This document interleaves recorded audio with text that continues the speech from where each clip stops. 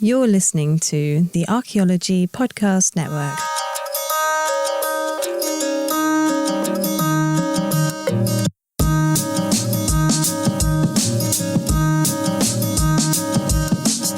Welcome to ArchaeoAnimals, the podcast about zoo archaeology.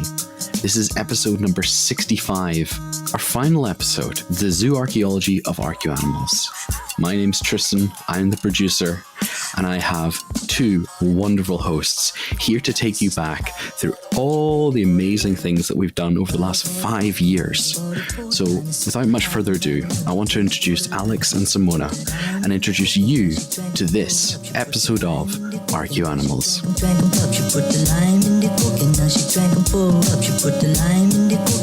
Well, it's our final episode of ArchaeoAnimals, and I guess I would say we go off with a bang, but given that Tristan couldn't even remember the name of the show, it's like a clown horn, really.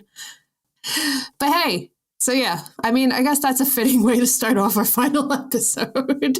And, you know, we're also celebrating our 5-year run. I think that's a pretty solid run for a podcast that I think was supposed to be about zooarchaeology and then kind of turned into a video game podcast and whatever we wanted to talk about podcast.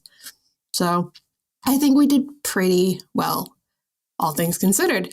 So to kind of celebrate that, because we want this to be a joyful episode, and we want to celebrate ourselves, I guess, and what the show's been for the past 5 years, or I guess over 5 years a bit now, we'll be turning our zooarchaeological lens inwards and look at the zooarchaeology of ourselves.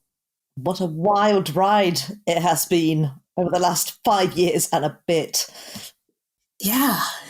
So I guess to start, it would be good to probably tackle our origins, like we do with a lot of our episodes, where we tackle the origins of, we don't really do that at all. I made that up. Although we do, I guess, we've tackled domestic origins and things like that. While we're at it, actually, because you've already mentioned the one thing, we do have a bingo card this time. Yes, true. I mean, it's a bit of a cheat to do the bingo card on this episode, because this episode is kind of just a bingo card of the greatest hits. But I figured, you know what? Great way to encourage people to go back to the back catalog and listen to old episodes and utilize that bingo card, right? Yeah, because I mean, we've been talking about it for probably not the whole 5 years, but the better part of 5 years. And Alex has thankfully now indulged us with an actual bingo card. Instead of doing anything productive that would support myself, my academic work, anything like that, I made a bingo card, folks. And it will support the comic relief of all of our listeners out there. Yes, that means more than, you know, my paid job. But yeah, we will. Let's go to the origins. Let's go, because, you know, God forbid we don't go off track on our last episode. But let's go back to our origins. So kind of where the show began, which was about me, obviously. I did an episode of a different podcast called the Women Archaeology Podcast. Chris, who is the creator and god of the Archaeology Podcast Network, heard it and reached out and said, hey, you can string 5 words together and form a sentence, a rudimentary kind of elementary sentence. Why don't you do a podcast about zooarchaeology? No one's really done that. And I was like, well, I love to hear the sound of my own voice. I assume other people would too. But I didn't want to do it by myself because that would be sad. And I wanted to make people think I had friends. So, of course, I bullied Simona into doing this show with me. So, very much doesn't like hearing the sound of her own voice. So there's been a lot of growing and facing my own anxieties with this. But I felt like it was this. Simona was already someone who was like really smart and doing some psychomy stuff when you were still on the internet. And it was very smart sounding. I don't know what I'm talking about 90% of the time. I figured at least someone should know what they're talking about on this show. And, you know, I'm very grateful that you said yes to join me on this journey. It was great. And also I feel that it made it a lot more comedic. Hopefully. And, the show itself has kind of really changed. I would rather never hear our first episode again. But I do vaguely remember that I don't think we even had show notes. And that was something we had to have. No, but in a way, I feel that it used to be more of a blurb as opposed to sort of more of a summary of what the episode was about. Yeah. But I think, because the show sort of evolved over time, because it started off, because again, like first experience sort of podcasting for both myself and you. So there's definitely, as far as I'm concerned, was like the first few episodes were very sort of robotic and trying to sort of get all that thorough research, which of course was still going on later on, but like trying to make sure that everything was absolutely tip-top and correct and being very factual about things. And then sort of as we're slowly finding our feet, sort of like her bubbly personalities, or your bubbly personality and my personality of some description, started shining through sort of more and more over time as we're finding our feet.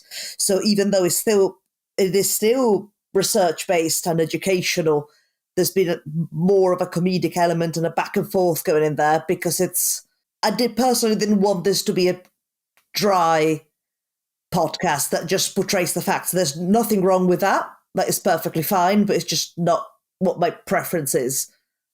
So in a way, I like that we found sort of this middle ground where it's still sort of, and hopefully entertaining and educational for people.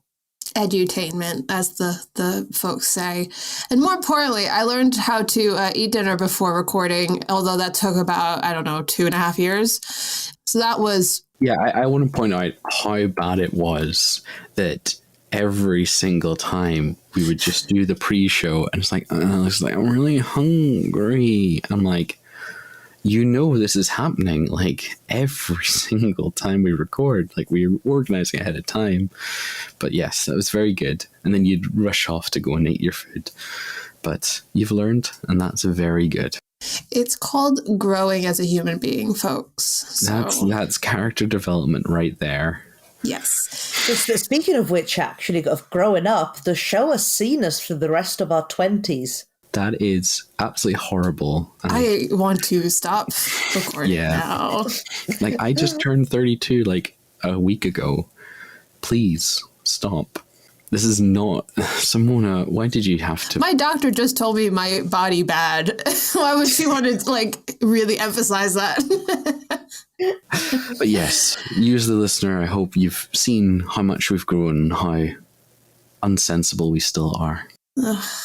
Well, to be mature still, let's talk about our favorite bits. Let's move on to what everyone wants to hear us talk about, which is the bits. And to start off, we'll start with a real easy one. Is it ritual? Woo! Just gonna real quickly, in fact, summarize it. If for some reason you have never listened to an episode or you've managed to just ignore the fact that we talk about ritual a lot, well, it's because it's a common joke among archaeologists that somehow, became 50% of what we talk about, mainly because I did my PhD on it and I need to actually use that degree sometimes. Yeah. Yeah. That is a good point, actually, that you actually got your PhD, and you're now a doctor during this as well. Yeah, Dr. Bad Body. Well done. Ooh, we did it. Folks, if I can get my PhD, literally anyone can. You've heard me on this podcast for 5 years. You now know that to be true. But yeah, ritual. We actually somehow did a whole episode on it, episode 8, but also literally talk about it in probably every single one of our episodes because everything is ritual. And that's because ritual is hard to identify because it can mean a lot of things. Luckily, though, some archaeologists have tried to kind of pinpoint some useful elements. Colin Renfrew has done so with the 4 aspects of ritual practice. You got your intention-focused activity, which you can see in the archaeological record. You got those liminal zones, those in-between zones correlated with archaeological material. You got your focus on transcendence and symbol and material record. And you got your archaeological evidence for participation or offerings. Yes, we are going to try and put some educational information in this podcast, which is just us patting ourselves on the back. Then if you've been listening to our other shows, our other episodes, so 50% of it was indeed ritual. with the other 50% being domestication. Which we do tend to talk about a lot, especially the whole things like, domestication of species X and Y probably happened at several points in time in the different geographical areas. You might have heard that on a number of episodes. But yes, we do talk about domestication a lot because it is one of the main relationships that we've had with animals over millennia. It's very important to our species and thus to archaeology. And you'll see that, we've covered it in loads of episodes. I mean, we've discussed it in the sheep-goat episode, so episode 4, in our cat episode 7, and episode 3, that was all about dogs. Pretty sure also domestication got its own episode, which was its very own episode 2, featuring the robotic voice. So we managed to cover not all the domesticated species, but pretty close, I think. We've also talked about the 3 pathways of domestication: commensal, so your wild species that are attracted to pests and waste from human sites, like dogs and cats; prey, humans who began to control the breeding of species they commonly hunt, like cattle and pigs; and then your direct domestication, where captured species are utilized for travel or labor and have their breeding controlled, like horses.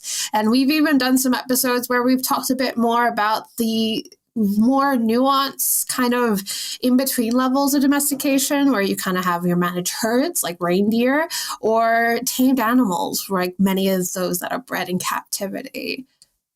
So yeah, those are basically the 2 episodes we've kind of done: domestication and ritual. But we've also just had episodes where, we talk about our favorite bones, like the humble astragalus, which I believe in episode 51, we declared to be our favorite bone. I believe it was fairly unanimous, yes. Yes. I mean, that's a unanimous of 2. Yes. And that's all that matters. Unanimous astragalus. I like it. It's going to be like it's going to be like folk punk band. That's the spin-off show. What shape is the astragalus again?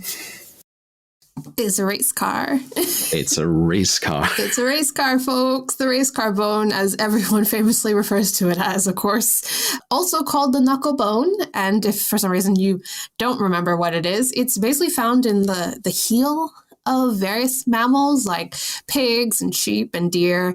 It also has some really interesting use in kind of different temporal and cultural contexts. So sometimes it's used as offerings, other times as game pieces, as dice, and potentially may have also been used as money as well. But more importantly, it's a race car.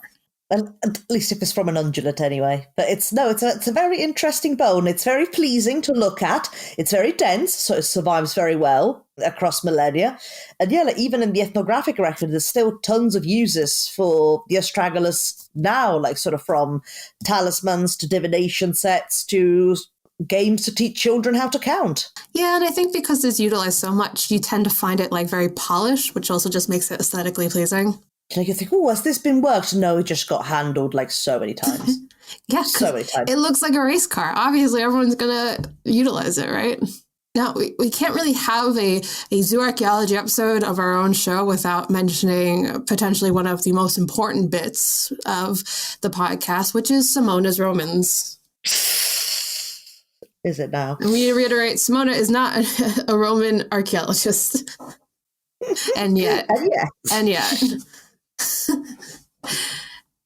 mean, Simona, what do you say about how do you even capture so many years of Simona's Romans? Just like the reluctant Roman archaeologist. I mean, to be fair, we do archaeology in Britain, and it's really hard to not run into Roman things. Yeah, just literally can't go anywhere without tripping on Roman archaeology in Britain, so it's unavoidable. Yeah, and they also just went everywhere and moved things everywhere, including species. So it's really hard to not talk about them when you're talking about zooarchaeology, particularly in Europe. Yeah, so it's just one of those things. I left my home, the ancestral lands of the Romans, and found me some more Romans in Britain.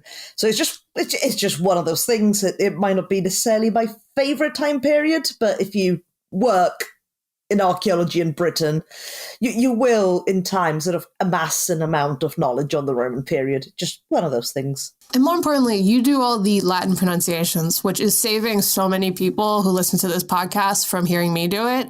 And that is truly a miracle to everyone. Which is not at all just me reading the stuff in an Italian accent. I mean, for me, it works, so it's fine. Anyway, if you wanted to hear just one episode on it, even though it probably shows up in almost every episode we've done, we do have a proper episode on Roman Britain in episode 37. I think a good way to compliment my Romans will be Alex's fish. Bad. Bad fish bone. Bad bone. Bad fish. Hate it. I did my master's project on fish bones, and I'm dealing with the trauma ever since then. Did you know that fish usually have over 100 bones in their skull? Have you ever tried counting fish scales by hand? Did you know that if you handle fish bones, a lot of times you'll get bone splinters in your fingers? Fish bones, not even ones. Ew. Thank you. All right, let's end this segment off with a positive, to be fair, and let's talk about chonky toes and chonky boys. Because some of the boys we work with are not only chonky, their bones are chonky, and I literally cannot remember where this started. I went back and looked at all of our show notes from previous episodes. I have no idea where this came from. It would be great if a listener can point out where this came from. I did not want to listen to 50 hours of the show to figure it out, but yeah. Chunky toes. I know the toes are chunky because the metapolios are chunky. They're really chunky bones. I don't remember, though, what specific animal we were talking about, though. I think it might have been the camelid one. Maybe. That sounds right. But nevertheless, since we do not know how the chunky toes mythos originated, we'll just use the most likely explanation. It was ritual. See, this is why Simona is one of the best podcast co-hosts. Simona, queen of segues, baby. And speaking of that, let's segue into our first break, and we will be back after this. And we are back with ArchaeoAnimals, episode 65, the last episode of ArchaeoAnimals, and the episode where we're looking at the zooarchaeology of ArchaeoAnimals. And now it's time to talk about where we've kind of failed. And we have failed in being a zooarchaeology podcast most of the time, because we have slowly but surely ended up being a video game podcast. But zooarchaeology and video games, so still relevant. True. Yes, true. Well, we're really stretching it, I think, in some cases. Yes, we'd like to point the listeners to our recent Predator episode. Yeah, okay. Well, but I feel like it would be amiss if we didn't cover a highlight reel of some of our favorite episodes of video game talk. And I think before this one that we're going to talk about, I think we did kind of like a broad, this archaeology of video games episode, but I wanted to start off with our first real video game episode, which was episode 26, and it was all about The Witcher. Yes, that was a lot of fun. I mean, the format for a lot of these video game episodes, sort of The Witcher included, was Alex and myself discussing sort of various creatures in these video game franchises, describing sort of their appearance and what their skeletal morphology would have looked like. So, for the case of The Witcher, we discussed the griffin, which, for those who have played it, is one of the very first creatures you fight in The Witcher 3. So it's sort of hybrid creature with feline and bird bits and two subspecies, an archgriffin and a royal griffin. And then sort of that snowballed into the bioarchaeologist side of Geralt of Rivia, who was able to identify elements, just the age and species of monsters' remains, as well as paleopathology, which you do see in the Griffin quest, but also believe there's a quest in White Orchard with a wraith. Yeah, there is. I mean, I think the Griffin one we talked about because that was the first big quest you do in the game. And I think when we recorded, I had kind of started playing the third game. So I wasn't as informed as you were about a lot of the monsters that you fight in that game. Oh, like I went full out for that episode, I think, because I even You did. I think I even bought this, like, there was like a Witcher sort of companion book that had a bestiary, and that I bought the book. I mean, now I get it. I've played through Witcher 3 twice now, including the DLC, and I probably have 300 hours in that game alone. So I get it. I definitely get it now. But I mean, it is really interesting because of the way the Witcher kind of mechanics work in the video game, where it's very investigative, and because he's a monster hunter, the two kind of cross over in this kind of way that makes the Geralt's kind of a bioarchaeologist, because he does this whole thing where, he looks at the remains. He's like, oh, well, I can't do the voice. I'm like trying to like brace myself to try and do the voice. He's American in the video game, so it's fine. I could do it. Well, I'm making myself kind of hysterical trying to do this. Come on, Alex. I know you can do it. Just summon up. Hold on. I need to do like something to like get me in the mood. Like, wind's howling. Okay, I'm fine. But he's just like, he looks at the griffin. He's like, must be a female or whatever. Oh, my voice. Oh, my throat hurts so bad. Doug, how do you do that voice all the time? Ugh. Anyway. Yeah, like Alex and myself have similar video game preferences. So, I think we both enjoy like nice world building and thus a very sound creature design, which is something all of the games we're about to mention have in common. Yes. And I think The Witcher was a great way to kind of do it because, like I said, because you play as a monster hunter, there's a lot of that lore about, the physiology and the anatomy of the creatures built in inherently into the stories and the video game, that it was very easy to talk about. Like, you have like a whole bestiary in the menu of the video game, which is extremely useful. But we also, me and Simona, share a love of BioWare games. So obviously, of course, we ended up, although interestingly, we didn't do Dragon Age first. We did Mass Effect, which I feel like is a weird one to do first. I think it's probably because we mentioned Dragon Age creatures in our main sort of video game episode, so in the generic one, but Mass Effect didn't make the cut. So we started with a whole episode of Mass Effect, which also, I think, by that time, I'd only played Andromeda, so I think I was very confused for a lot of it. And I've since played, because in the meantime, the remaster came out, so I got that.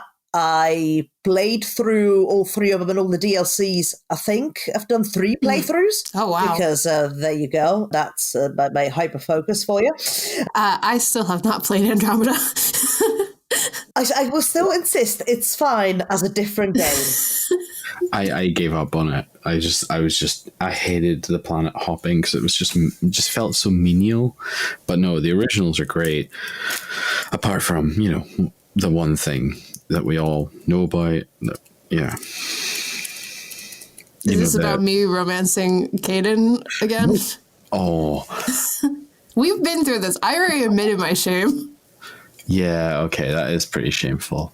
It's a really nice romance, okay? If you stick it out for the whole thing, it's like a nice kind of arc where you have the breakup in the second game and then you get back together in the third game. Leave me alone. It doesn't sound like a healthy relationship. Okay, listen, if you've seen the people I've dated, you would be impressed that I made it this far with Caden. There's been a lot of Cadens, right? Okay, got it. But no, I was referring to the ending of Mass Effect 3. Yeah. Of course. What ending? No, that's not a thing. Of course, the ending that you've You not mean the played Citadel DLC, the true ending of that game? Okay, fair enough. I agree. Citadel DLC. I think I played the Citadel DLC so many times because I tried to get all the various options in terms of of course, yeah. The types of parties that you could have. So I'll have wild party in both segments, or chill party both segments. I've done. Did you do 100 pull-ups? Oh, I can't remember now. It takes so long. I can't even remember. I think I remember my favorite was when Garrus and Zahid put all the booby traps around the apartment. Oh, yeah. It's fun. This is nothing about Zooarchaeology. We're just talking about how much we like the game. But yeah, there is clearly, I mean, you mentioned Garrus. There's so many really interesting alien designs in the franchise, and we do talk about a bunch of them. But I really want to just bring back, because I didn't remember this until I looked back at the episode. Do you remember the shifty-looking cow? No. So this is a cow you can find in the first game, I believe, on a planet, Ontarom. So there's a space cow, and it kind of looks like a thylacine almost. It's got like 4 legs and 2 like little arms in the front, and it's a herbivore. If you interact with it as Commander Shepard, it will slowly follow you around the planet and slowly steal all your money. I guess I must have never interacted with it. But we talked about it in that episode. Yes, but I guess, yeah.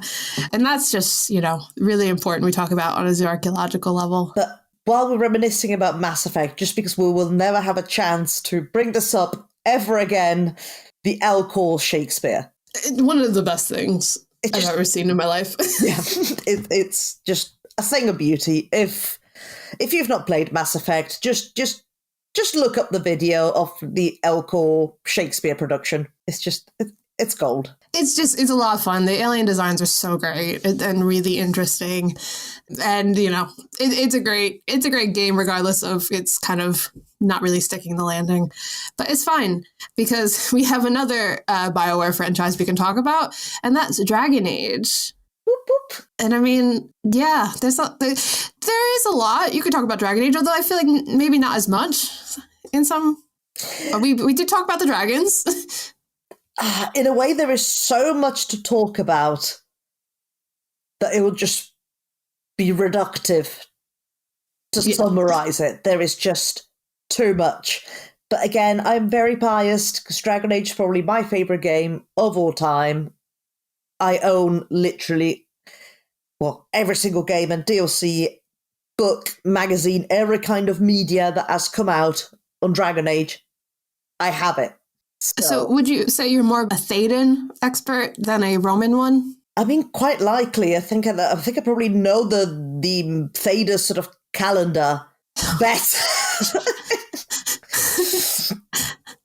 Like, because the world building is so interesting, and they've got different names for the days of the month and celebrations. Which, of course, they're very not so loosely based on some of our celebration and some of our sort of old pagan holidays, but nevertheless, great world building, great creature design, great sort of companion mechanics and things, as in Mass Effect, to be fair, that's also spectacular. So, yes, 10 out of 10 would recommend.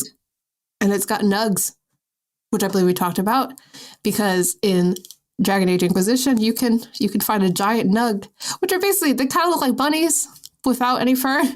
But they have horse teeth. They do, yeah. So you can... What? It's very strange. Yeah.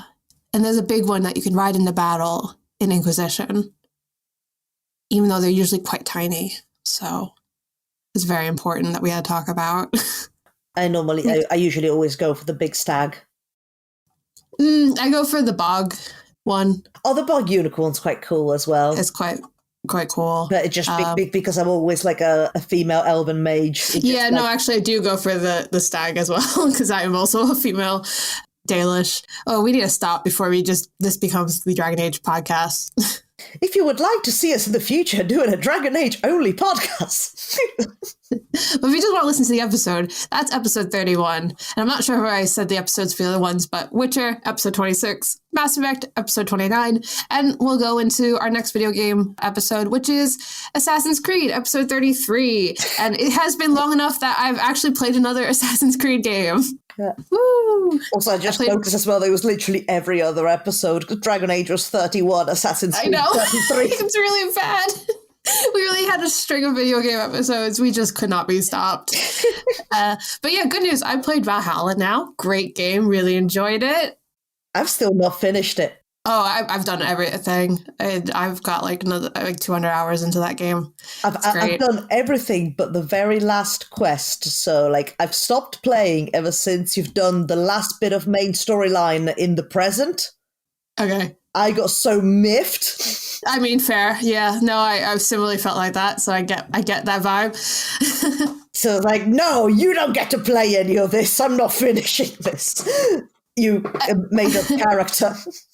But yeah, the Assassin's Creed games were interesting because it's interesting how well they've been at really making the fauna accurate to the time period. I mean, we talked about like the aurochs and stuff like that you can see in the game. And for me, in Assassin's Creed Rogue, which I've never played, but I do know the Great Auk makes an appearance, and I love the Great Auk as someone who wrote about them a lot in my PhD. Little kind of puffin-looking animals that lived up north, and that makes me very happy. So I appreciate that commitment to detail in the Assassin's Creed games. I mean, of course, aside from the big, like, boss legendary creatures, which, should stress, neither Alex or myself believe that those are accurate. Yeah, that's our main problem, is that they're not accurate. No, you're saying, they did a lot of research in the portrayal of wildlife things. Like, yeah, okay, maybe not the gigantic polar bear in Norway. Like, maybe not that. I don't know. You don't know. You weren't there. You weren't in the Animus. Absence of innocence. The last video game episode I want to talk about, which is episode 34, is the Pokemon one. I mainly just want to bring it up because it's one of my favorite moments of the podcast, which is when Simona, who is not familiar with Pokemon, was introduced to the concept of Pokemon eggs, and more specifically, the fact that there are ghost Pokemon. Hence, there are ghost Pokemon that are hatched from eggs. An oviparous ghost! Why are you making me relive this trauma? Because it's amazing and it's extremely funny. That's like the main thing you got out of that Pokemon episode. There's like over, like 600 or whatever Pokemon. And the thing you got out of it was oviparous ghosts. No. Yeah, it's a lot to take in. So to avoid Simona having a nervous breakdown, we'll do a quick toast to some of our favorite recurring characters on the show that I feel like we need to mention now that we're moving away from the video game episodes. And we'll talk about, I guess, Simona, do you want to introduce our first character that we'll be giving a toast to? Yes, so we'll say our final farewell to our good old friend, General Sitophilus Granarius, first mentioned in episode 30. The general is a humble species of grain weevil, which is actually a pretty nasty grain pest that has been brought into Britain thanks to the Romans. However, in our imaginary, the General Sitophilus Granarius, which is nothing but a grain weevil that has a centurion helmet on, and got a battlefield promotion to general, because apparently me sort of pronouncing the Latin, so the scientific name with an Italian accent makes it sound like a Roman general. And I just can't be serious for a moment on this podcast. So that snowballed into a whole character. I believe we have received fan art about the general. Yes, we have. And I'm so glad that the general has resonated with you all as it's resonated with us. And I mean, it is an incredibly important friend to archaeologists, given its obsession with stores of grain, which helped to hitch a ride with the Romans to Britain and helps us with interpreting environmental thingies.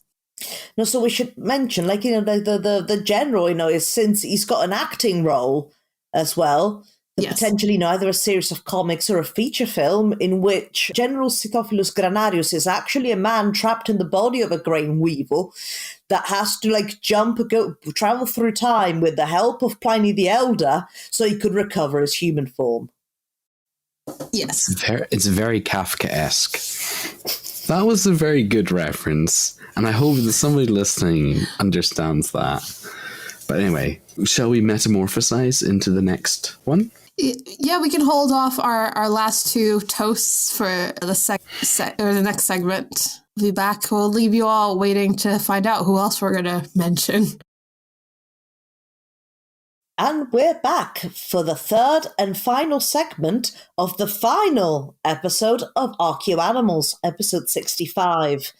Our previous segment was interrupted mid-applause of some of the recurring characters that have hopefully entertained you over the past 5 years. So we already said thank you to General Sitophilus Granarius, but I think we've thanked him enough, so I think we should talk about knickers instead. Yes, Knickers the steer, who I didn't realize was such an early reference back in episode 6. And even then, like when we recorded episode 6, Nick's the steer was already old news. I know. So yeah, Knickers the steer, a 2,800 pound, 6 foot 4 inches tall Holstein Friesian dairy steer in Australia who became a meme. And weirdly enough, was not large enough to beat the world record holder, a Bellino the cow from Italy, who is 6'6". Another win for Simona. Because, surprise, I am that cow from That's not what I was going to say, but okay. Go off, I guess. We've all learned the secret, the terrible secrets of ArchaeoAnimals. That's why she's so good at this. I'm actually Bellino the cow masquerading as a person. There's been a bovine conspiracy this whole time. I thought you were really tall when I met you in person. I would have thought the mooing and the the Frisian kind of like outfit would have given it away, eh, Simona? Or Alex? Yeah, the listeners get really confused because actually, like, you think like there's a recording of me talking, but all the listeners can hear is just me like mooing. Yeah, and Alex and I are just having a shared kind of experience of like it being translated, you know. You got like the babblefish in our ear. Exactly. The cow one. But let's move on. Dear. Oh. It's on the board. It's on the bingo board. It's on the bingo board. Well, I was going to say, if you don't have your bingo cards handy, Tristan makes a bad joke. It's on there. You have to have at least one, or 6. But a final thank you. Well, unlike the other two, someone who did actually exist. Well, no, Nickers did exist. What about? Our last thank you is to the great Pliny the Elder. We could not have done it without him. No, I wonder if he knew back then when he wrote his natural history that thousands of years later he was going to inspire whatever this is, this nonsense, really.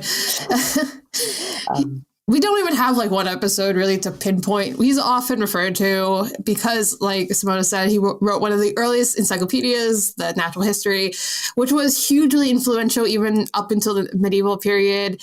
He was originally a Roman lawyer, then a military commander, and eventually died during the eruption of Vesuvius in 79 CE.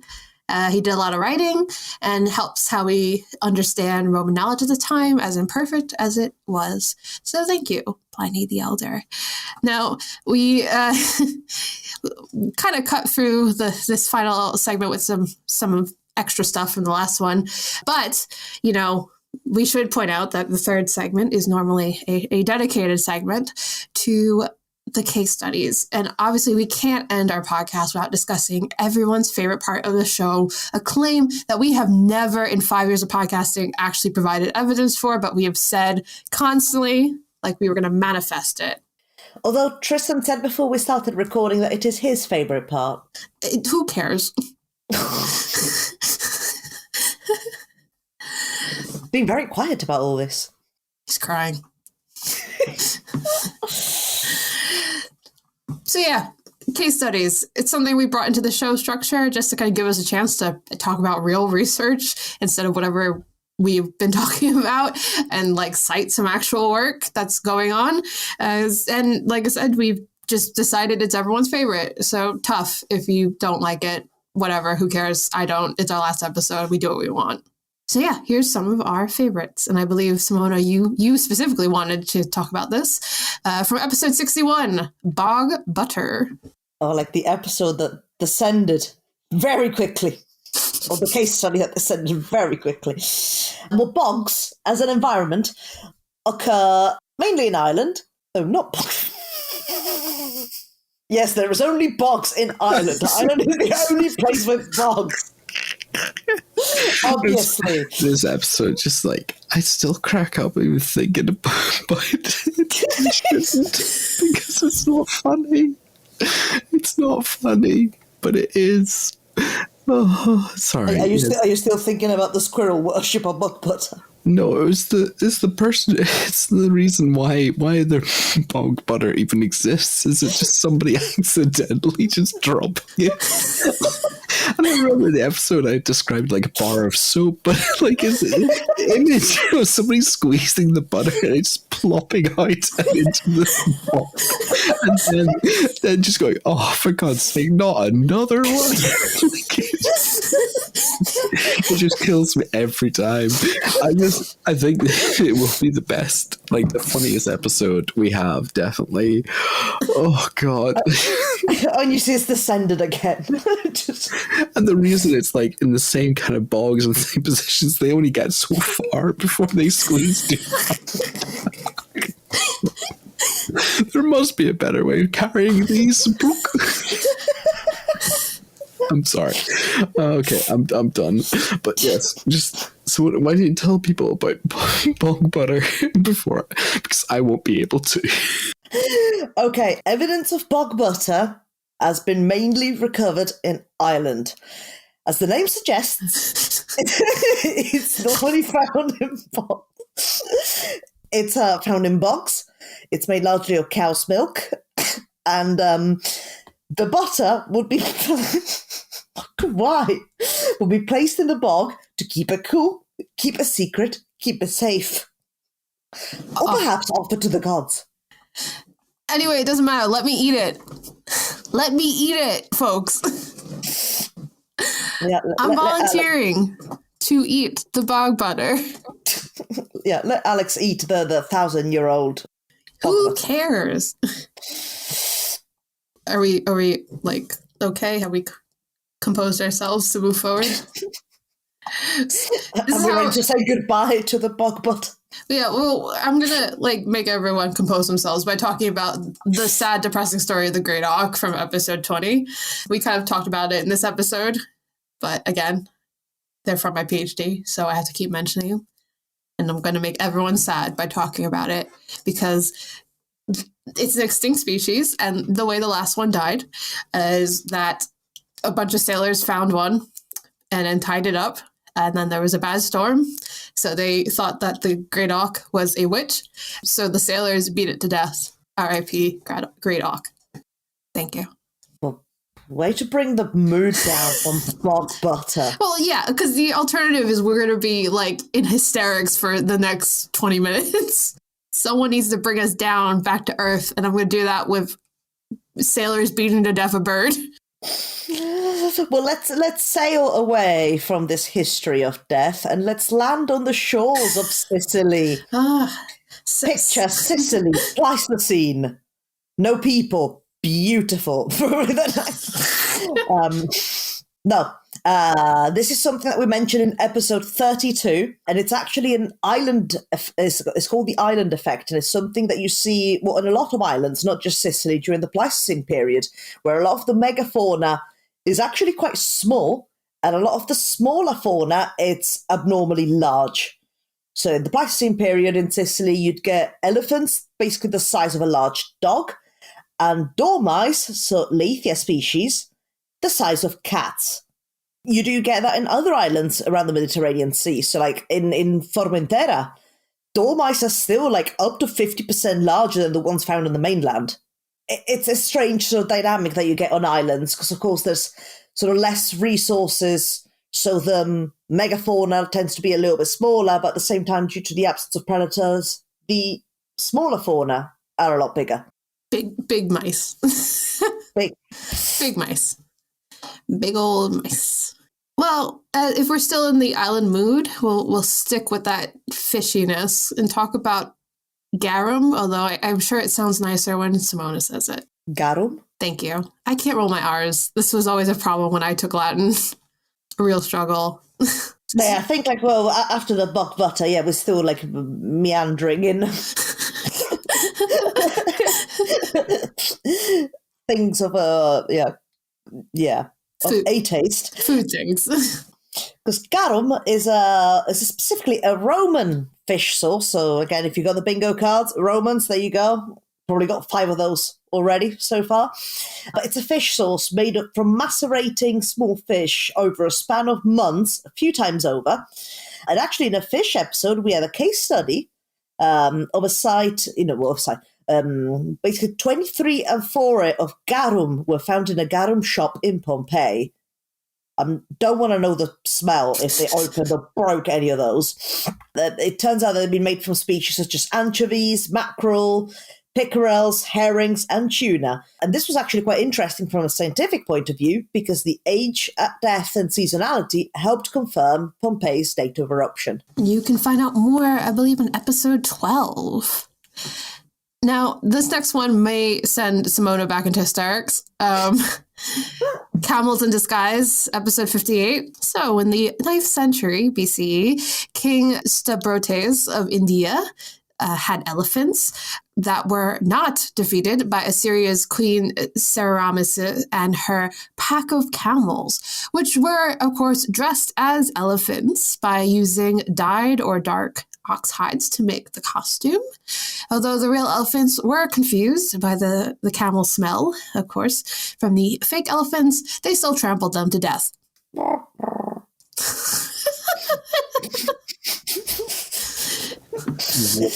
Was that the noise of a camel or is that the noise of an elephant? Or is it a camel dressed as an elephant? Being trampled. Bingo.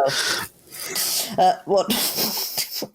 But I mean, it is still like a step up from King Darius of Persia's use of camels on fire. I mean, the camels were carrying bundles of fire, unlike the Megarians of Greece, who literally lit their pigs on fire to fight elephants. People really did the most to fight elephants. Yeah, but their enemy's bacon was cooked by that point.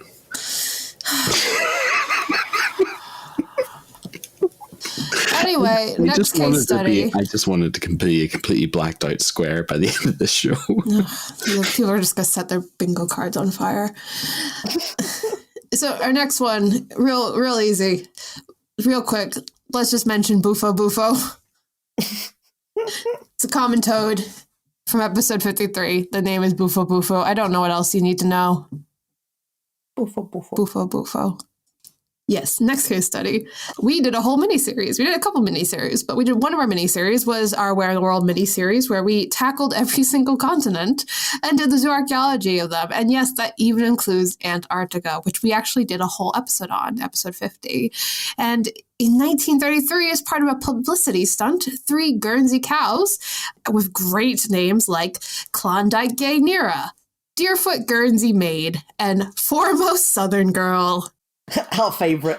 Yeah, I mean, that one's amazing. And as well as a bull calf born on the way named Iceberg, we're all sent to work at a dairy in Antarctica for a year. And Big Dairy strikes again. Foremost Southern Girl. I'm going to name my next cat that. Foremost. It's just like, why do they have to have 3 names? Why shouldn't it have 3 names? Yeah. You know what? You got me there. But then the baby's just named Iceberg.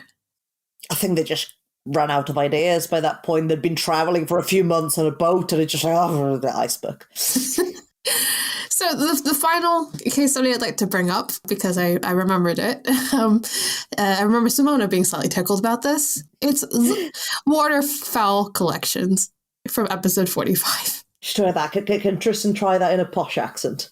I'm not. What is it again? Waterfowl collection. Oh, yes. I'm just perusing my waterfowl collection in my stately home, here in the drawing room, where, ironically, I do not draw. Is that okay? Yeah, because, I think if I did it, I would get deported immediately. Is that not you just being a camel disguise, if you did it? You call me a camel. In disguise. You call me an elephant. In disguise. Anyway, yeah, waterfowl. So actually, all along, like, I was a cow in disguise and Alex was a camel in disguise. You'll never know what animal I was. Oh, the donkey. Oh, that's not right. Yes, is the waterfowl collection? Because apparently the Canadian geese, Branta canadensis, were worthy of being gifted to royalty in the 17th century. Who'd have thunk? They're like everywhere now. But yes, they were a worthy gift to royals and nobles who had waterfowl collection. Apparently it was all the rage in the 17th century. As you do. Yep, that included King James II of England, King Louis XI of France, and now Canadian geese are everywhere in the UK and France. So, yay. Thanks a lot, guys. There may be our inside waterfowl collection or outside waterfowl collection. Thanks. Ugh. Anyway, on that note, yeah. So here we are at the end of our last show. So, any final thoughts, Simona? Not about bog butter. Just want to put that. No. Not about bog butter, because we cannot keep doing this. No, jokes aside, no, it's been fun. I think we've done something good here. I do think we've been striking, for the most part, a good balance between educational and entertaining. Okay, we might have gone a little bit heavy on the entertaining, mostly of ourselves, yeah, on more than one occasion. But I think we've done a good thing. It's been fun, and as I said, it's been a good sort of middle ground for something that, yes, it is sort of an inherently academic subject, but I do think that we've tried our best to make in a way that is entertaining and accessible, so it's not just something about zooarchaeology for zooarchaeologists or for archaeologists, which, again, that is also fine, but as far as I'm concerned, that's not what I wanted to do. I wanted to be able to create a show and content that could interest anyone, regardless of sort of whichever walk of life you've come from. If you like animals and like old things, you might like ArchaeoAnimals. I mean, if you like dead animals, it's a bit morbid, I guess. that could, yes, take a disturbing turn. But yeah, I mean, that's all. I wanted to do this show originally because I just felt like people, even in the field, didn't really know what zooarchaeology was or didn't really give it the kind of respect that it deserves. There's a lot of, feelings of people being like, oh, animal bones, that's from the soil heap, just toss it aside. But that's really important, and we learned so much from it. So I'm glad that we had this platform to kind of talk about it. And I think we've basically covered a lot in the 5 years. I don't feel like, we missed out on so much. I think we've covered a lot of, ritual domestication, but just in general, I think we managed to touch upon a lot of different elements of zooarchaeology, pun intended, skeletal, I don't know, whatever. It doesn't. Yeah, no, I think we showcase a good range of topics within zooarchaeology. It definitely is a discipline that is not as glamorous as some of the other subdisciplines within archaeology. Because, of course, especially you think of archaeology, a lot of people will be interested sort of in the ceramics or the shiny things and all your the metal objects, and here's us with look at this tibia. We're cool. That's all we want to do, is prove that we're cool. But yeah, so even though it's the end of this podcast, don't forget the archive will still exist. You can listen to the backlog. You can listen to old episodes and use your bingo card to see how well you do. I'm sure you'll constantly get a black square because we just say the same 3 things over and over again for 65 episodes. Let's be real. And yeah, but also there's the rest of the podcast network with great shows and maybe future great shows. So stay tuned. And I guess it's time to do some final thank yous. So as much as I hate to say it, thank you to Tristan, who has kept this podcast to be listenable to most human beings. Maybe not through his jokes, but through his production skills. That's what I meant. Not productive skills. I know you. Yeah, that's very true. Production. Yeah, that's the key. The key to it, I think, is sitting here and waiting for the perfect moment to interject with your own opinions rather than properly listening to the conversation that's going on. And I think I've really worked on that skill and done it very well. Yeah. Okay. Shush now. Thank you to Chris as well, who helped us start this to begin with, and the rest of the APN, who have also always been really good supporters of the show. Thank you to zooarchaeologists and archaeologists alike, for which we needed all your actual research to kind of get the show to have things to talk about, because it wasn't going to be us, really. Me and Simona, too busy playing video games, to be honest. I got some other thank yous that are really serious that I need to do right now. Thank you to the remaining staff members of BioWare Studios, whoever you are. Thank you to George Lucas, partially, the entirety of Latin, all animal bones except fish bones, Pliny the Elder, medieval natural historians and artists, and of course, thank you to all of our listeners as well. Simona, did I miss out any other thank yous? Didn't thank Sandy. Oh gosh, I'm sorry. Thank you to Sandy. Thank you to Bastet. Thank you to Cerny. Thank you to Violet. That's better. Thank you to Violet. And Violet. Yes. And Bruno. Thank you to Bruno. Any other pets that I want to... Thank you to all the Korean cats I follow on Instagram. Thank you to Bone, the Persian house cat that I follow on Instagram. Anyone else? Any other animals we want to start with? Thank you to Knickers, the steer. Yes, Knickers, obviously. And I want to pull up a list of famous... And thank you to all the people who dropped big loaves of butter in bogs. Thank you to Bog Butter. Thank you to the one guy in prehistoric Ireland who just really was trying so hard, bless him, to carry that butter and just could not every single time. God bless you to that man. Thank you to that man specifically. What a way to end this podcast.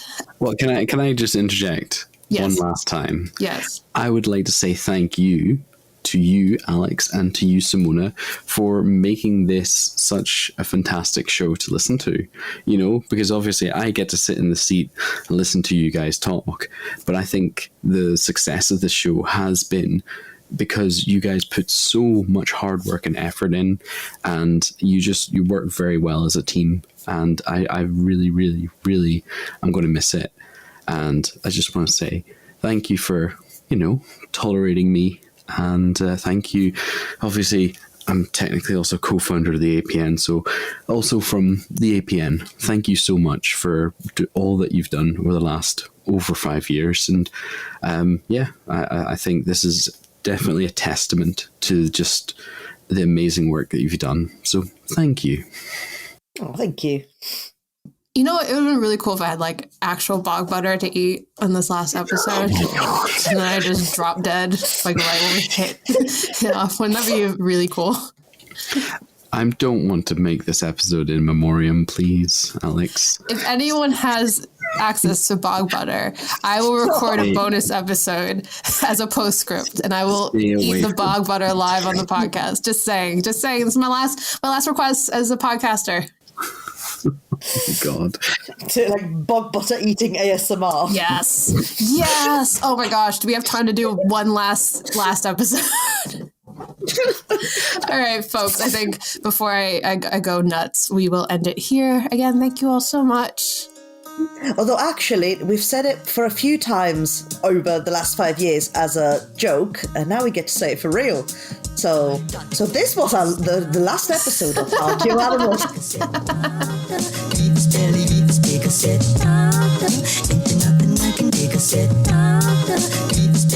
Thank you for listening to ArchaeoAnimals. Please subscribe and rate the podcast wherever you get your podcast from. You can find us on Twitter at ArchaeoAnimals. Also, the views expressed on the podcast are those of ourselves, the hosts and guests, and do not necessarily represent those of our institution, employers, and the Archaeology Podcast Network. Thanks for listening. This episode was produced by Chris Webster from his RV traveling the United States, Tristan Boyle in Scotland, DigTech LLC, Culturo Media, and the Archaeology Podcast Network, and was edited by Rachel Roden. This has been a presentation of the Archaeology Podcast Network. Visit us on the web for show notes and other podcasts at www.archpodnet.com. Contact us at chris@archaeologypodcastnetwork.com.